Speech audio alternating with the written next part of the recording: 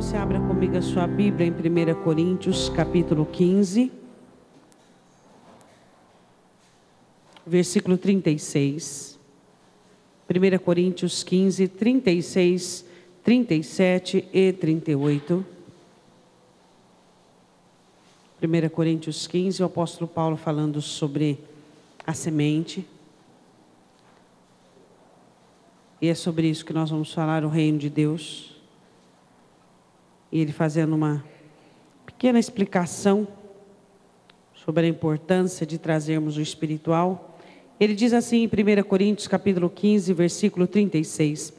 Insensato, o que tu semeias não é vivificado se primeiro não morrer. E quando semeias, não semeias o corpo que há de nascer, mas o simples grão, como de trigo ou de outra qualquer semente. Mas Deus dá-lhe o corpo como quer, e a cada semente o seu próprio corpo. Podemos assentar.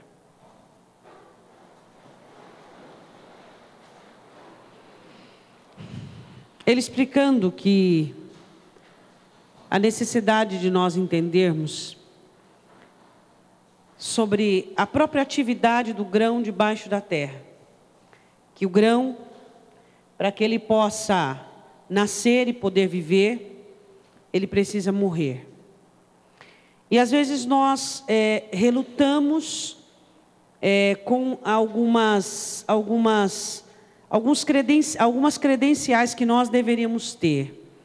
Por exemplo, por que o grão aceita morrer, mofar ali dentro da terra, morrer para que ele pudesse nascer? Ele aceita morrer, ele aceita desistir de ser um grão, para que ele possa se tornar uma erva, e depois uma espiga, e depois dar fruto. E por que nós não aceitamos as exigências de uma situação adversa que nós temos que enfrentar? Você já percebeu que as situações adversas da sua vida, você precisa aceitar as exigências que Deus quer que você tenha, que você faça? O que significa numa luta, numa batalha, numa jornada, morrer? Eliminar tudo aquilo que era de sua parte. Tudo aquilo que era humano. Tudo aquilo que era uma intenção própria. Tudo aquilo que era esforço inútil. Tudo aquilo que era em nome de sua ansiedade, de sua insegurança. Que você se esforçava, trabalhava, dava tudo de si. E aí você chega numa conclusão que aquilo não passou de um esforço natural seu.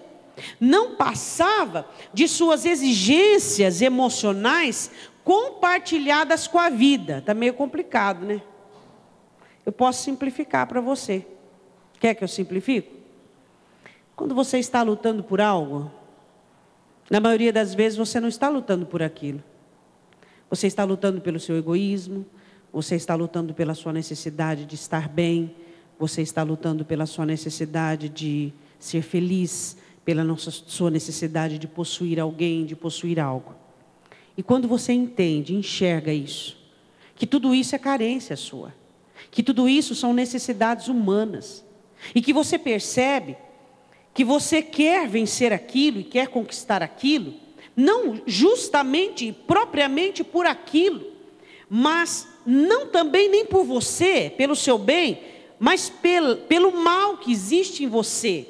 O mal que existe em você, ou seja, coisas humanas, necessidades, inseguranças e carências, faz dentro de você uma combustão nociva e prejudicial. E aí você parte para a vida, e você parte para os seus assuntos de uma maneira ilegal, de uma maneira negativa. E aí você se esforça, e aí você se doa, e aí você se sacrifica, e aí você luta e não vê resultado. E aí você fala, meu Deus, mas eu estou lutando tanto, eu estou batalhando tanto, eu estou me esforçando tanto, e não tem resultado.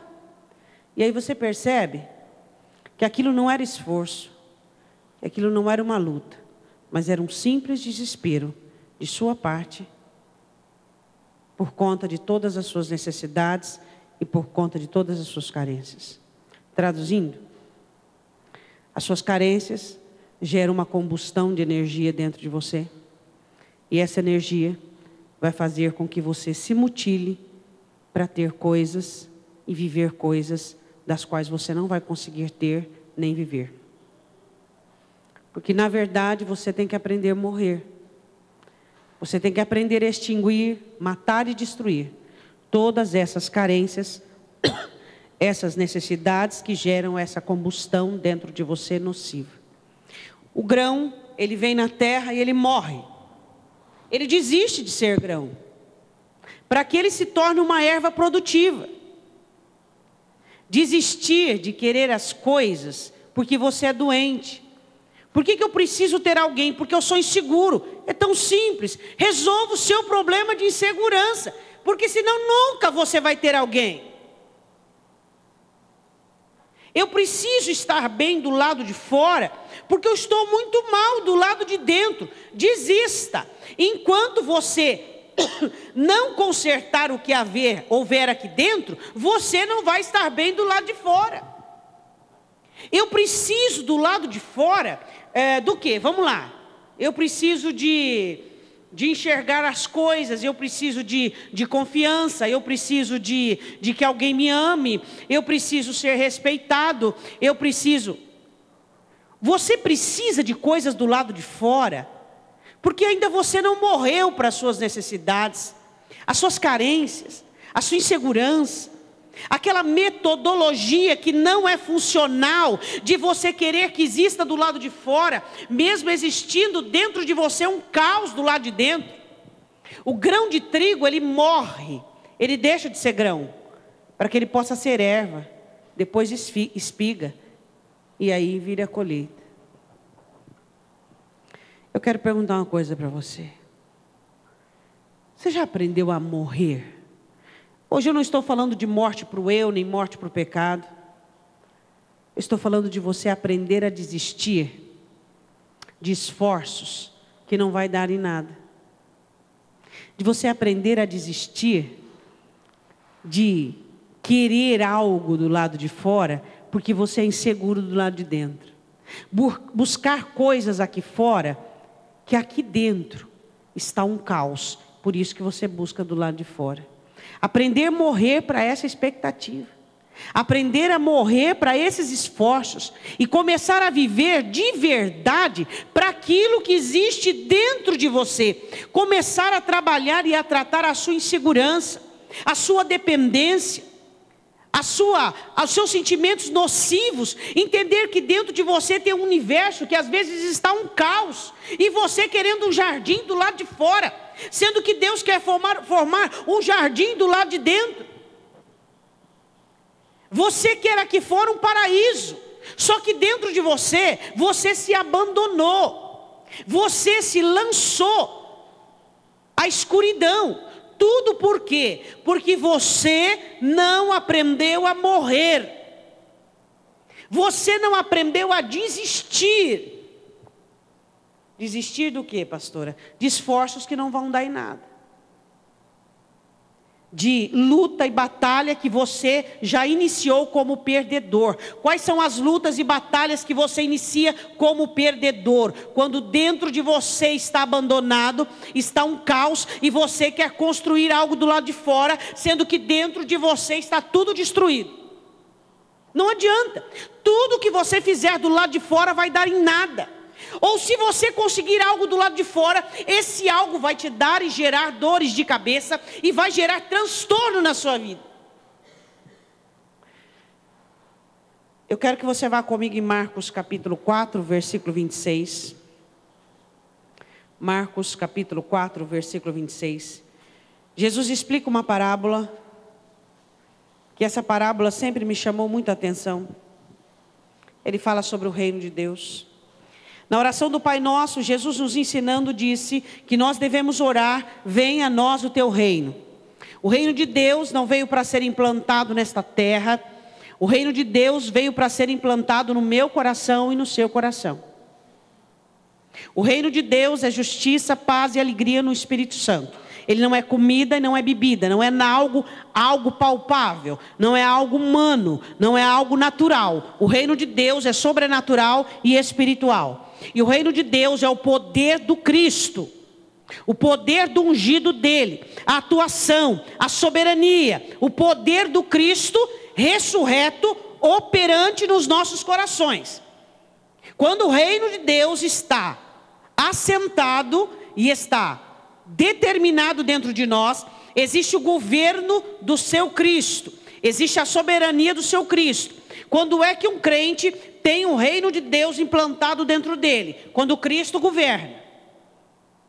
E a palavra do Senhor diz que o reino de Deus é crescente. O reino de Deus, ele tem que prosperar dentro de nós. Ele tem que dar-se o início. Primeiro ele tem que nos ensinar a morrer, nos ensinar a desistir de coisas que não têm futuro. Por que você quer algo? Porque é a vontade de Deus ou porque você é carente? Resolva a sua carência. E aí você vai observar se realmente é a vontade de Deus ou não. É ou não é? Por que você anseia algo? Porque é a vontade de Deus ou porque você tem carências? Você é inseguro, é amedrontado, é tímido. Ele diz assim em Marcos capítulo 4, versículo 26. E dizia: o reino de Deus é assim como se um homem lançasse semente na terra. É as obras de Cristo em cada um de nós. A semente da palavra de Deus, que nos ensina a morrer a cada dia. Existem cristãos que pensam que a morte que a palavra do Senhor nos ensina é apenas morrer para o pecado. Não. É você morrer como um egoísta. É você morrer como carente. É você morrer como um doente. É você morrer como um inseguro. O ser humano inseguro que mora em você tem que morrer. O ser humano doente que mora em você tem que morrer. O ser humano dependente que mora em você tem que morrer. O ser humano desequilibrado, que não consegue ter o reino de Deus dentro de si, ele precisa morrer. Quem sabe você não é aquele pecador, mas Senhor, eu tenho que morrer para quê? Eu não vivo na prática do pecado. Você tem que fazer morrer aquela natureza carente que existe dentro de você. Quantos cristãos estão condenados, não porque são grandes pecadores, mas porque são seres humanos carentes, seres humanos dependentes, à mercê de situações, à mercê de doenças. Seres humanos totalmente desintegrados, sem ter uma forma única, sem ter uma identidade. Essas pessoas são sentenciadas a querer algo do lado de fora, quando do lado de dentro está vivendo o seu caos particular. Jesus disse: o reino de Deus é como uma semente lançada na terra. E quando a semente é lançada na terra, aparentemente ela morreu, aparentemente ela não existe. Aparentemente ela está escondida dos olhos humanos. Ela está longe do alcance do agricultor. O agricultor não pode tocar nela. O agricultor não pode mobilizá-la. Não pode mexer nela, porque ela por si só fará o seu trabalho. Quando nós recebemos o poder da palavra de Deus dentro do nosso coração, a palavra do Senhor tem incumbência de não apenas nos tirar do pecado, não limpar-nos apenas do pecado, mas nos ensinar a sermos prósperos interiormente. Existem tantas pessoas buscando a prosperidade do lado de fora. E aí eu pergunto: você tem amor? Você tem paz? Você tem alegria? Você tem segurança? Você tem ânimo? Você tem dependência em Deus? Você tem autoestima? Você tem uma identidade? Você tem recursos? Você tem força? Você tem determinação? Você tem ousadia? E aí? Se você não tem, você está falindo dia após dia. E qualquer hora você vai sentir o peso dessa falência. E aí? As pessoas querem acertar as coisas do lado de fora, enquanto do lado de dentro tudo está abandonado, deixado, esquecido. E aí do lado de fora você retentado, Deus tenta despertar você, e aí você diz, por que as coisas não estão dando certo? Por que as coisas não estão dando certo? E as coisas estão dando errado, porque as coisas que estão dando errado do lado de fora, é para despertar em você, para você enxergar o caos que tem do lado de dentro. O grão de trigo cai na terra, e ali ele morre. Você já morreu, meu irmão? Aquela pessoa que foi vitimada na infância, já está morta? Aquela pessoa soberba, já está morta? Aquela pessoa arrogante, já morreu? O que nós temos que fazer é morrer em nós. O que nós temos que fazer é morrer. Se o grão de trigo caindo não morrer, fica ele só, ele não gera, ele não tem vida. Nós temos que aprender a morrer, nós temos que aprender a desistir de uma vida que não vai dar em nada. Qual é a vida que não vai dar em nada? Aquilo que nós fazemos pelos nossos esforços, pelos nossos sonhos, que são meras ilusões que fazemos em nome de uma felicidade que é apenas uma utopia. O que é uma felicidade, que é uma utopia? Quando você se abandona e você quer criar um jardim fora de você. Seu jardim nunca vai ser aqui fora. Seu jardim sempre vai ser dentro de você. Quando você observar que você quer tudo muito arrumadinho aqui fora, que as coisas que dão errado aqui fora te perturbam, te desequilibram extremamente, é porque dentro de você está um deserto. Quando você tem um jardim aqui dentro, não importa o deserto caótico que estiver aqui fora, você terá reservas e condições para subsistir, para sobreviver e até ter uma vida em abundância.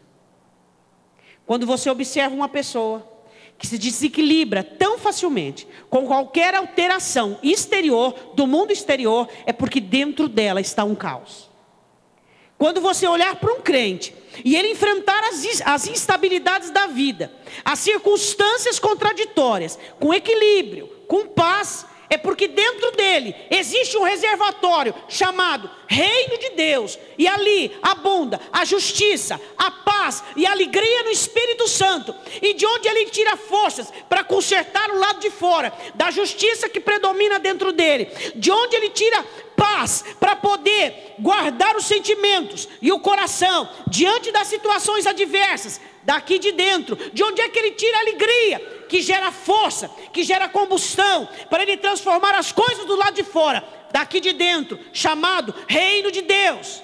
Dentro de você não deve ser a morada daquele ser humano rejeitado pelos pais, abandonado pelos pais, totalmente uma pessoa esforçada, que faz tudo em nome de seu trauma, em nome de sua dor, em nome de sua angústia. Quantos crentes hoje, que se você fosse olhar para a força dele, e você fosse separar verdadeiramente o poder de Deus, verdadeiramente a unção de Deus, e esforços humanos, medo de ser fracassado, medo de sofrer, você ficaria assustado pela ausência do poder de Deus que existem nos crentes. Os crentes lutam, se esforçam, porque tem medo. Medo de sofrer, medo de perder, medo de experimentar coisas antigas. E esse medo gera uma força nociva, prejudicial, porque tanto eles destroem a situação, quanto mutilam a si mesmos. Eu não sei se você está entendendo, mas eu estou falando de você. Eu estou falando de erros que você comete consigo mesmo. Você usa seu trauma, sua dor, sua insegurança, seu medo para gerar combustão, para aqui fora você gerar uma situação, facilitar as coisas para que você possa viver bem. Mas essa força não é legítima, essa força não é duradoura, essa força não é verdadeira e não vai dar em nada, porque essa força não cria.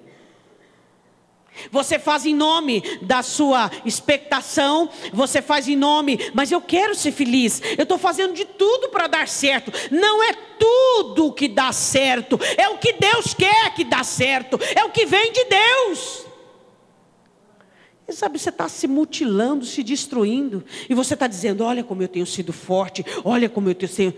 Sua força tem vindo do seu trauma. Sua força tem vindo da sua dor. A sua força tem vindo do seu medo de sofrer. Sua força tem vindo do seu abandono. Essa força é igual à força do ímpio lá fora. É a mesma força do ímpio. Ela não é reconhecida diante dos olhos de Deus. A força que vem do reino de Deus, ela é justa, pacificadora e alegre. Ela vem do reino de Deus. Se você fosse analisar a sua força, ela vem de Deus, ou ela vem de um ser humano, abatido, triste, que sofreu fracassos e quer dar certo de todo jeito. Não, eu tenho que dar certo, eu tenho que funcionar, minha vida tem que dar certo, minha vida tem que dar certo. O que você tem que aprender é morrer, é fazer morrer esse ser humano, essa iniciativa nociva, prejudicial, que trabalha em nome de um passado que já não deu certo, num presente que não funciona, e um futuro que não existirá. Porque a única força que funciona é aquela que vem de Deus.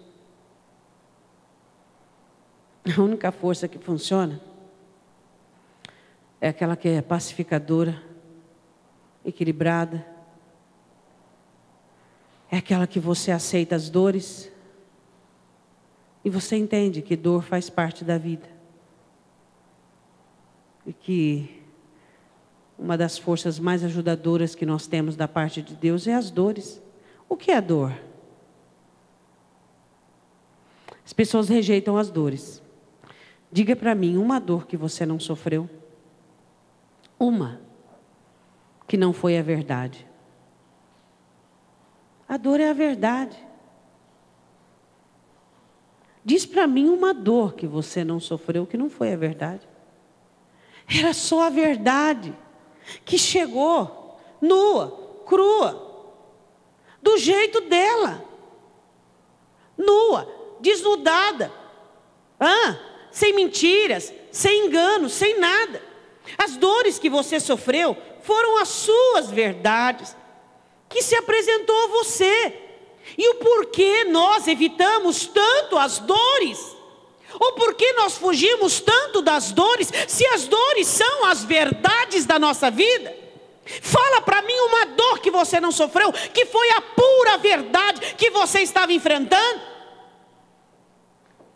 E aí nós queremos fugir da dor, nós queremos fingir que ela não existe, nós queremos abrir um buraco, ter asas como de pomba e fugir, sendo que a dor é a nossa verdade. E ela só vai passar quando você aceitá-la e entendê-la, que em suas asas ela vem trazendo o segredo do crescimento. As suas dores, a maior posse que você tem, porque é a sua verdade. É a sua verdade. Aquilo é a sua verdade. Aquilo é a realidade. Mas machucou, mas é a verdade. Doeu, mas é a verdade. É a verdade. Não fuja das suas dores. Ela é a sua verdade. Ela é a verdade que existe, ela é a verdade que está ali. E ela vem para fazer morrer dentro de você todo aquele ensejo, toda aquela intenção, todo aquele esforço humano, inútil, todo aquele desespero seu que você chamava de determinação. Quanta gente diz, olha como eu sou determinado, é puro desespero. Desespero de ser feliz, desespero das coisas darem certo, é puro desespero. E ele está denominando aquilo como determinação. Isso é uma infame, a determinação. A determinação é pacificadora, ela nasce do Espírito Santo, ela provém de uma fé firme e fortalecida. A determinação não é passageira, ela não passa com a circunstância. A determinação não é pública, você não precisa de uma afirmação alheia. A determinação é uma autoafirmação existente dentro de você. Pessoas que precisam propagar a sua determinação não são determinadas, são desesperadas. E a dor vem para fazer morrer. Morrer tudo o que não funciona. Morrer todo o desespero, toda a insegurança, toda aquela necessidade desesperadora que você tem de fazer as coisas acontecerem. Marcos 4, 27. E dormisse Enquanto a semente está lá trabalhando, você dorme. Pergunta para o seu irmão, você dorme? Isaías 30. Isaías capítulo 30. Você descansa, meu irmão? Em Deus você confia? A semente está trabalhando? Você confia? Você acredita que as coisas estão na mão dele? E o que você tinha que fazer, você já fez. E o que você tem que fazer, você está fazendo. Que é orando, que é firmando-se na palavra. Você descansa. Quantas pessoas dizem que descansa, mas não descansa? Quando é que você confia em Deus? Quando você não sofre do jeito que sofria antes. Seu sofrimento é silencioso. Ele não faz estardalhaço. Ele chega de mansinho. Você não tem necessidade de proclamar aos outros que você está sofrendo. A Bíblia diz, Isaías capítulo 30, versículo de número 7. Porque o Egito os ajudará em vão, e para nenhum fim. Por isso clamei acerca disso. No estar inquieto será a vossa... Você estar quieto será a sua força.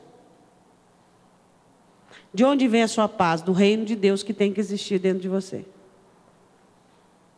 Estar quieto será a sua força.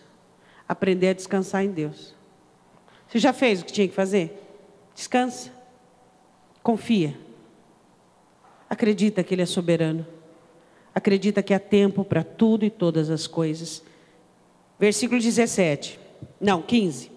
Porque assim diz o Senhor Deus, o Santo de Israel. Voltando e descansando sereis salvos. Diga amém. Olhe para o seu irmão e diga volta.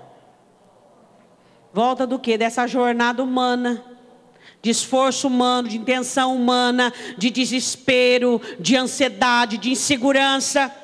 Analisa bem as suas armas de guerra. Analisa se é fé, se é segurança em Deus, se é determinação, ou se as suas armas de guerra não são insegurança, medo, incerteza. Analisa bem as suas armas de guerra. Seja justo.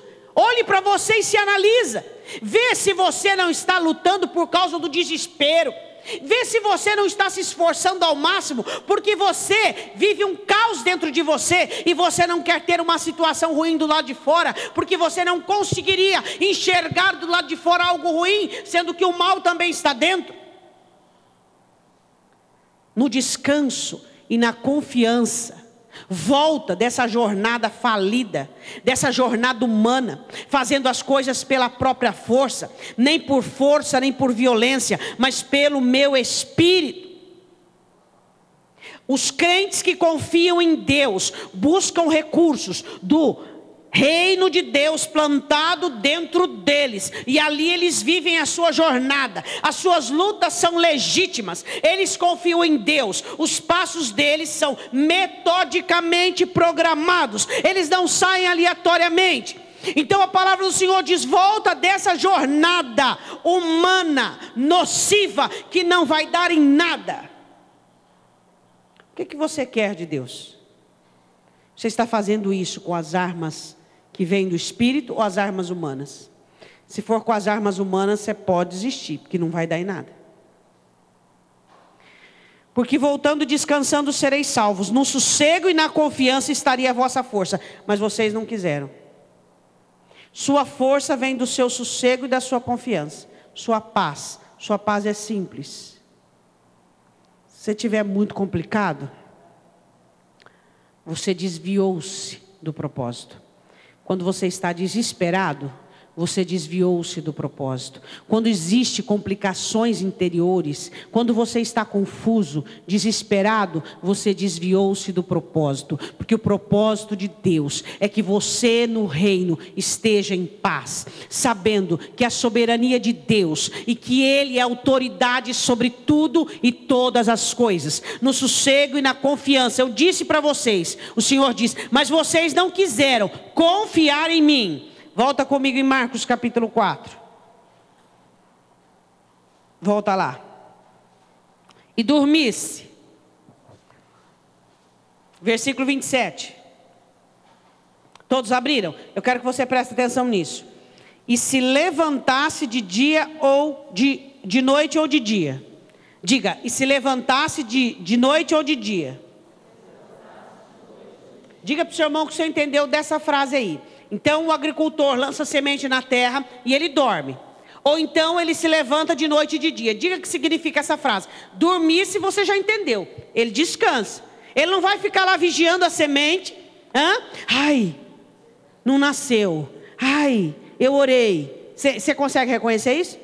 Mas eu orei, mas eu jejuei, mas eu fiz campanha e não deu em nada. Mas eu busquei, Deus não trabalhou, Deus não está trabalhando. Dormisse. O agricultor não fica vigiando a terra, vendo se ela está nascendo um brotinho. Ele sabe que a natureza vai fazer o percurso. O crente sabe que Deus irá fazer o percurso de sua semente de fé, de seu empenho espiritual. Agora eu quero que você diga para o seu irmão o que significa. E levantar-se de dia ou de noite. Diga para ele o que significa.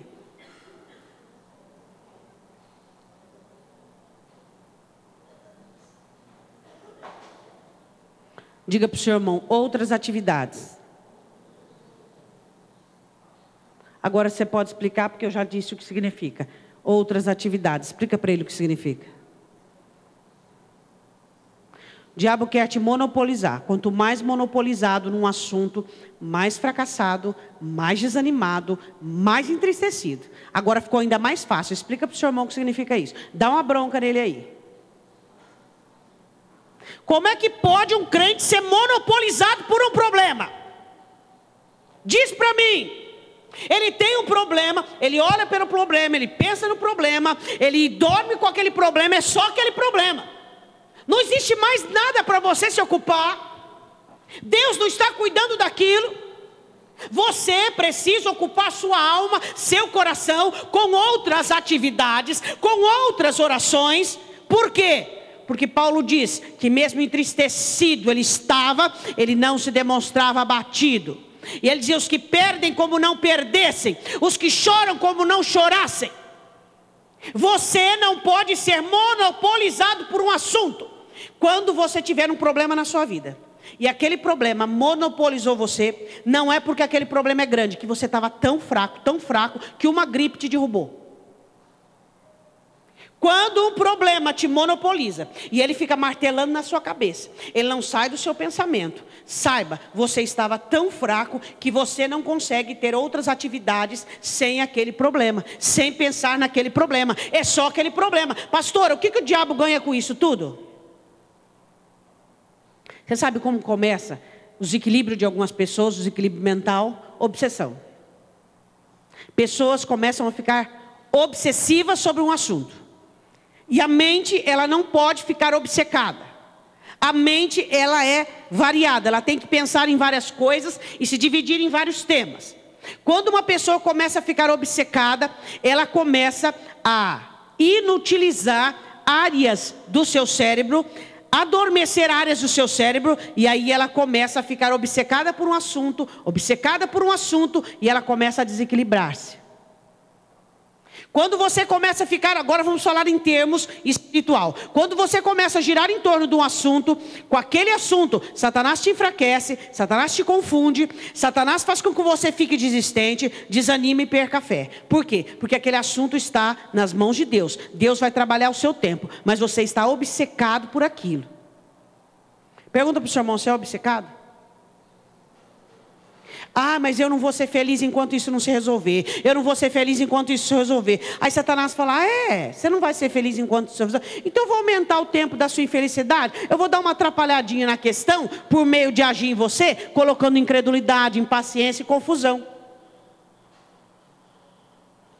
Crentes obcecados com problema, crentes obcecados com assunto. Você não tem outra atividade.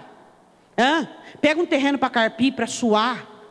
Pega uma faxina para fazer, vai desencardir algum cômodo da casa, vai ter outras atividades, vai envolver com outra coisa, vai trabalhar na igreja, vai evangelizar, vai orar por outra coisa, vai ter outras atividades. Você precisa entender isso, que quando um problema ele te monopoliza, Satanás te amarrou, te maniatou naquela situação, você está amarrado naquilo. Você precisa entender isso. O agricultor vai lá e semeia a semente. E ele dorme, descansa. E ele também levanta, de dia e de noite. Ele tem outras atividades. Por quê? Porque ele sabe que aquela semente vai nascer. Porque o grão de trigo vai morrer e a terra vai fazer o seu trabalho. Ele deveria estar onde está. Então você sabe o seguinte: seu problema está onde deveria estar, onde? Nas mãos de Deus. Então morreu o assunto. Você não precisa sofrer por aquilo, você não precisa se martirizar por aquilo, você não precisa se desequilibrar, porque a fé é igual a virgindade, meu irmão. Ou você tem ou você não tem. Ou você confia ou você não confia. Não tem meio termo. Ou você confia em Deus ou você não confia. É isso que nós temos que entender. É isso que nós temos que aprender. Você descansa porque as coisas estão na mão de Deus. E você é justo, tem paz, tem alegria. E você vai fazer outras coisas. Chega, está com um problema com o filho, o relacionamento com o marido, igual Ana, fica comprometido. O relacionamento com outro filho fica comprometido. Relacionamento com a igreja fica comprometido. Relacionamento no trabalho fica comprometido. Pera um pouquinho. O ímpio é assim. O cristão não. O crente ele sabe que ele crê. Está nas mãos de Deus. E Deus vai trabalhar. E ele tem atividades. Ele tem atividades extra problema. Ele não está monopolizado naquele problema. A vida dele não vai girar em torno daquele problema. Pastora, mas é normal inicialmente num problema você dedicar-se o suficiente? É normal. Quando um problema inicia, é normal que você se dedique, às vezes temporariamente, ou então em tempo integral por alguns dias. É normal. Mas depois, meu irmão, que está nas mãos de quem deveria estar, adiós, está na mão de quem deveria. E você vai fazer o quê? E você vai continuar a sua vida, continuar cuidando dos outros assuntos. Por quê? Porque se você não cuidar de outros assuntos, Satanás vai entrar onde você abandonou, onde você tirou os olhos e fazer o ninho dele ali. Versículo 27, dormisse e se levantasse de noite ou de dia. As atividades continuam. Se um problema te monopolizou, o diabo vai garantir que ele vai demorar para resolver. Se você gira em torno de uma situação, ela vai demorar para resolver. O diabo está gostando desse circo. Ele está gostando de ter as rédeas da sua vida. Você só pensa naquilo, você sente naquilo. Tudo que você ora é por aquilo. Ele diz, olha que bom. Eu estou conseguindo o controle desse crente por meio do problema dele. Porque não está nas mãos de Deus. O que não está nas mãos de Deus, Satanás rouba. Versículo de número 27, parte B. E a semente brotasse e crescesse, não sabendo ele como. Olha para o seu irmão e diz, Deus vai fazer. Mesmo você não sabendo como. Aí a gente gosta de tirar conclusões, a gente gosta de dar a nossa sinopse do problema. E aí a gente diz assim, mas como Deus vai fazer isso? De que jeito? A situação ela está tão comprida, tão alongada, tão distante das minhas mãos. Graças a Deus que ela está longe da tua e longe da minha. Porque as nossas mãos, em algumas situações, só atrapalham. Está tão longe do meu alcance, está tão longe das minhas habilidades. Foi Deus que deixou longe, porque só longe Ele vai conseguir trabalhar nela. Olha para o seu irmão e diga assim, tem coisas que tem que ficar longe de você. Você tem uma habilidade para estragar a coisa. Oh, que bênção. Você consegue enxergar isso com naturalidade? Qual é o problema? Situações que estão longe do seu alcance é porque você só estraga. Então o Senhor tira do seu alcance e você fica de mãos atadas dizendo, ó Senhor, eu vou falar a verdade, eu não sei não, mas não tem mais nada para fazer. O Senhor falou, não tem nada mais para você fazer, porque eu estava cansado de você ficar me atrapalhando. Então está fora do seu alcance e está dentro das minhas mãos. Quando Deus tira as coisas das suas mãos, é porque Ele pôs na mão dele. Quando é que algo está nas mãos de Deus? Quando está fora do seu alcance, quando está longe da sua habilidade. A habilidade que só estraga. A questão que nós temos que entender, ele dorme, levanta e a semente cresce, brota e cresce. Por quê? Porque é o curso natural das coisas. Não sabendo Ele como. Eu não preciso saber como Deus vai fazer. Eu só sei que Ele vai. O que eu preciso saber? Que Deus pode. Que Deus faz. Que Deus é. É só isso que eu preciso saber. O como é com Ele. O como é com Ele. Como Deus vai fazer? Não sei. Como Deus vai fazer?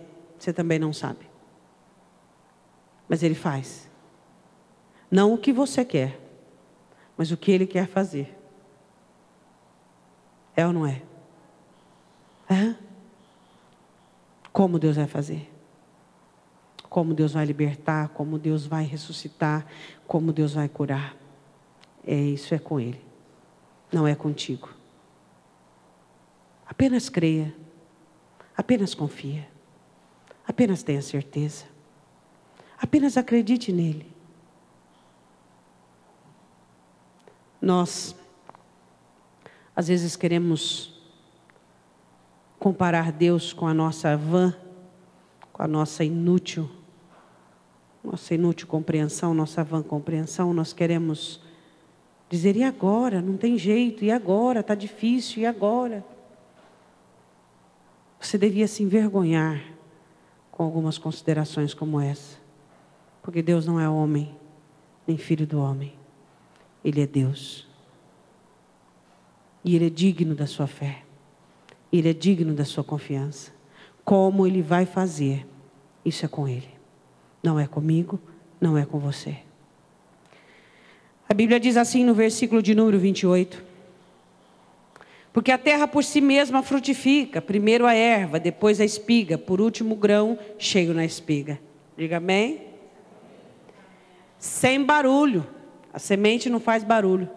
As obras de Deus não são obras mirabolantes, que fazem estardalhaço. Não, as obras de Deus são silenciosas. Elas são silenciosas. Quando Deus criou, Ele dizia, haja. Você não vê em Gênesis nenhum brado. Quem tem controle, quem tem domínio, não precisa fazer estardalhaço. Quando Deus está fazendo, o crente quer barulho, quer sinal. Eu estou querendo ver, eu estou querendo tocar, eu estou querendo rebuliço. Que rebuliço que você está querendo? Deixa Deus trabalhar, deixa Ele fazer. Ele trabalha no silêncio, Ele está trabalhando, enquanto você está lá chorando, enquanto você lá está achando que a coisa está perdida. Aí você fala, eu queria escutar um barulho, eu queria escutar um trovão, eu queria escutar um sinal. Ele está trabalhando, mas Ele trabalha silenciosamente e muitas vezes invisível ao meu olho e ao seu olho. Sem barulho. A semente encoberta pela terra aparentemente perdida. Você tem um caso que parece que está perdido? Se ele estiver nas mãos de Deus e adequadamente posto, é com Deus. Ele fará como, quando e do jeito que Ele quiser. A semente descobre um caminho. Qual é o caminho da semente? Para cima ou para baixo? É para o alto ou para baixo? Para o alto? E os seus olhos devem estar aonde? E as suas orações devem ser dirigidas para onde? A sua semente. Ela prosseguirá, ela caminhará o curso seu. Se seus olhos estiverem no alto, suas orações forem para o alto, seu coração estiver no alto, é para o alto que elas vão subirem. Mas se você estiver com os olhos na terra, tirando os olhos do Senhor, elas vão minguar, não vão nascer. Elas não vão querer morrer. Os esforços humanos estarão na ativa. Deus tem um interesse crescente para a minha vida e para a sua vida. Ele tem interesse de melhorar, até terminar a obra. Diga amém. Só que nós precisamos estar juntos. De que maneira? Confiando, descansando, nos ocupando com outras coisas. Não deixe uma fraqueza monopolizar. Eu sou tímido. Aí você vai girar em torno da timidez. Sabe o que vai acontecer com essa timidez? Vai ficar ao quadrado, vai ficar 4 vezes mais.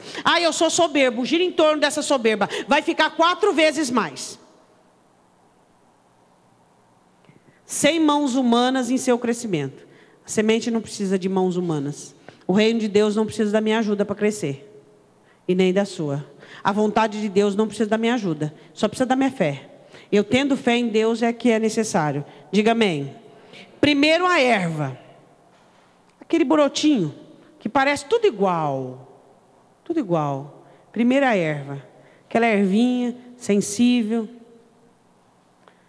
E tem como você proteger, porque ela está ali. Aí vai crescendo. Não tem forma ainda. As ervinhas, as plantas quando são pequenininhas, tudo parece igual, não parece? Ainda não tem forma ainda do fruto que você plantou, daquilo que você quer colher. Mas ela vai crescendo, ela vai ganhando propriedades. Aí diz o segundo, espiga. Aí já vai parecendo com trigo. Aí depois o fruto. Aí depois a colheita. Aí depois em suas mãos. Primeiro a erva. Depois a espiga. Depois o fruto. Depois a colheita. Você tem aprendido a esperar a obra crescente do reino de Deus? Primeiro ali aquela ervinha que nasceu, mas ainda não. Ainda não. Mas ainda não está ainda do jeito que eu quero. Tem crente que é exigente, crítico. Ele critica a obra de Deus.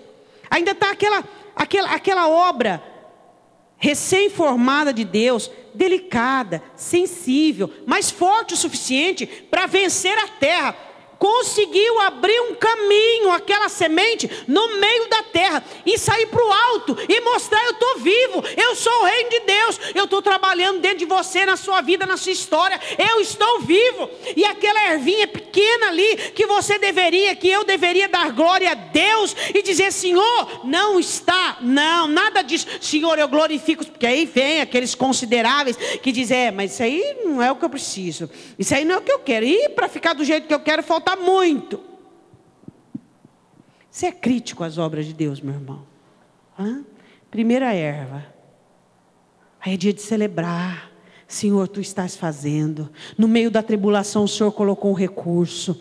No meio do caos o Senhor colocou um recurso. Aquela erva. Depois a espiga já vai ganhando formato. Você vai dizendo: Senhor, é isso aí, eu vou ver. Aí vem o fruto. Aí você fica desesperado já para colher. Aí o Senhor fala: não, espera amadurecer. Espera, está na hora da ceifa. Aí o Senhor colhe e diz: agora você pode comer.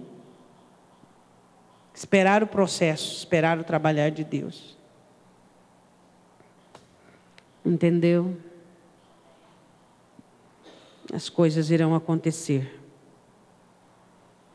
A sua ajuda, ela tem sido um atrapalho. Preocupação, insegurança, desespero. Sua atividade é fé. Você tem que crer. Tudo que você fizer em nome de recursos humanos, vai dar em nada. Deus vai fazer isso porque eu sofri muito. Ele falou: não mandei você sofrer, não. Tinha que sofrer o necessário. Você sofreu muito, por que sofreu muito? Porque o problema era grande. Não, pode olhar aí que aí tem insegurança, tem carência, tem dependência, ficou decepcionado, né? Ficou frustrado com essa pessoa, né? Você sofreu muito. Não é o problema que te fez sofrer muito. Não, porque você tinha dependência nessa pessoa. Aí essa pessoa falhou com você, você sofreu muito. Aí você diz: a prova que Deus me deu é muito grande. Não, não é muito grande. É que você tinha carência com essa pessoa, você tinha dependência com essa pessoa. Aí você sofreu muito. Aí você está falando que a prova que eu estou te dando é muito grande. Não, não é muito grande, é do tamanho que você aguenta. Mas você sofreu muito por quê? Você tinha carência, dependência. É por isso que você está sofrendo muito. O que eu e você temos que entender é que se eu e você cremos em Deus, nós cremos no Senhor, Ele vai fazer. E tudo que você fizer em nome de suas feridas, de seus traumas, de suas dores, não vai dar em nada. E tem gente que ele fica assim, né? Parece que ele corre uma maratona, né? Olha, estou tão cansado, olha, porque esse problema aqui, eu estou investindo, estou dando tudo de mim, estou dando tudo o quê? O que ele tem lá dentro? Ele tem insegurança, ele tem medo, ele tem timidez, ele tem dor. Estragou mais o problema ainda. Você tem que tomar muito cuidado quando você resolver dar tudo de você, porque às vezes o tudo que você tem é tudo estragado. Às vezes você não pondo nada no seu problema é a melhor coisa que você faz. Porque tudo que você tem dentro de você é tudo estragado. Aí você vai estragar mais a situação ainda. Então não põe nada de Senhor, eu tenho aqui dentro só medo, insegurança e incerteza. Eu não vou pôr nada não, vou deixar as suas coisas. Cuidado quando você dá tudo de si.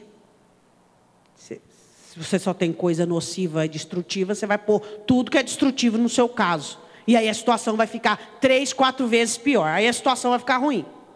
Então, muito cuidado quando você põe tudo. Olha, eu dei tudo de mim, por isso a situação está feia desse jeito aí. De quem que é? Quem que é o pai dessa insegurança aqui? Quem é o pai disso aqui? Quem é a mãe disso aqui? É você? Então, pega de volta. Deixa a coisa limpa na mão de Deus.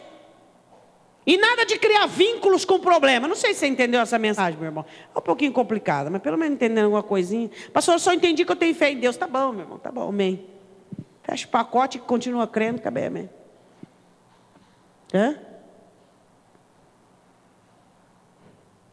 Mas alguns entenderam que quando você faz em nome do que sente, você não está fazendo nada além de prejudicar a situação.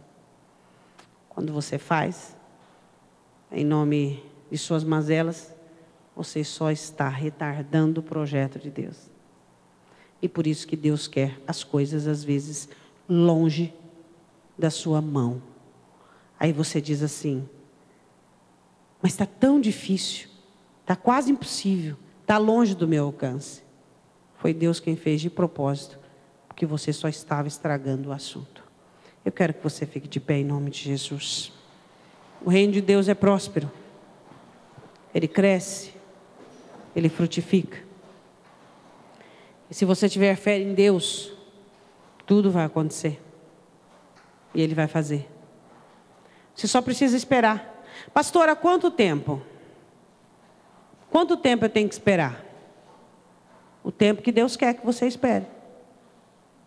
Você tem algum problema em esperar? Mas se não acontecer quando eu estava vivo? Igual Abraão, qual o problema? Qual o problema? A Bíblia diz em Hebreus que ele creu contra a esperança. E morreu sem ver o que Deus tinha prometido. Qual o problema? Se você morrer e a coisa não aconteceu. Mas quem ficar na terra, Deus vai terminar. Qual o problema? E se eu morrer antes? Mas qual o problema? Você vai para a glória, meu irmão. Lá você não vai ter mais problema. Acabou o problema lá na glória. É uma pressa. É um imediatismo. É uma urgência. É uma loucura. Não, porque eu quero, porque eu quero, porque eu quero. E fica desesperado. E fica, sabe? O que é isso? A confiança nada tem a ver com isso. Confiar é saber esperar. Confiar é descansar nele. É acreditar nele. Feche os seus olhos. Pai, nós te pedimos perdão por todas as vezes que temos usado ferramentas, armas ilegais. Todas as vezes que temos usado a nossa insegurança, o nosso medo, a nossa timidez, a nossa dependência, o nosso caos, como uma combustão para os nossos exercícios. E aí dizemos que estamos fazendo coisas, que estamos crendo, que estamos trabalhando, que estamos empenhando, que estamos tendo fé. Mas tudo não passa, Deus, de um desequilíbrio emocional da nossa parte. Perdoa-nos, Senhor. Perdoa-nos. O que eu e meu irmão e minha irmã temos feito em nome da insegurança, do medo de sermos tristes, do medo de sermos infelizes, do medo, Senhor. Perdoa-nos, Deus. Perdoa-nos por muitas vezes, Senhor, nós não organizarmos dentro de nós e querermos que tudo esteja ajeitado do lado de fora. Perdoa-nos por abandonar as nossas almas a um caos de necessidades, a um caos de tristeza, a um caos de abatimento. Perdoa-nos, Senhor, por trabalharmos contra as nossas almas. Perdoa-nos por fazermos coisas contra a nossa história. Pai, em nome de Jesus, eu te peço, Senhor, que nós possamos confiar em Ti e que nós possamos entregar para o Senhor de verdade a nossa situação. Oh Deus, e entendermos que o nosso problema não é ter, que o nosso problema não é melhorar do lado de fora. os nossos problemas são as nossas enfermidades. Não é porque eu não tenho uma pessoa, é porque eu não tenho segurança. Não é porque eu não tenho o melhor do lado de fora, é porque eu não sou o melhor para mim.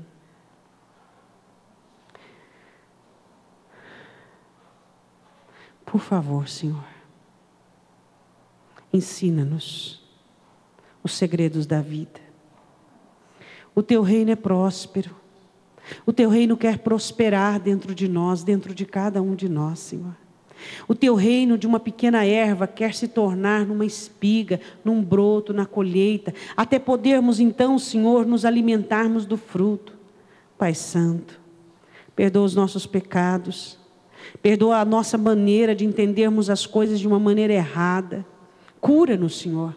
Cura-nos desses esforços humanos que não dão em nada. Cura-nos, Senhor. Cura-nos dessas necessidades que temos, Senhor. Cura-nos. E que possamos olhar para dentro de nós e entendermos realmente o que está errado conosco, o que está errado em nós. Em nome de Jesus. Eu quero que você ponha a sua Bíblia junto ao seu coração. Que você diga assim comigo: meu Deus, eu amo a tua palavra e eu preciso compreender que o teu reino vai prosperar, tem prosperado, sem as minhas mãos, sem o meu esforço, sem a minha violência, é pelo teu Espírito. Então, em nome de Jesus, quando eu empenhar-me em algo, que eu possa analisar se é poder do Espírito Santo ou se é combustão de mazelas. Em nome de Jesus, perdoa os meus pecados. E eu quero essa palavra na minha vida, purificando a minha alma, me dando poder verdadeiro, força verdadeira, ânimo verdadeiro, para que possa existir paz, justiça e alegria na minha vida. Em nome de Jesus. Amém.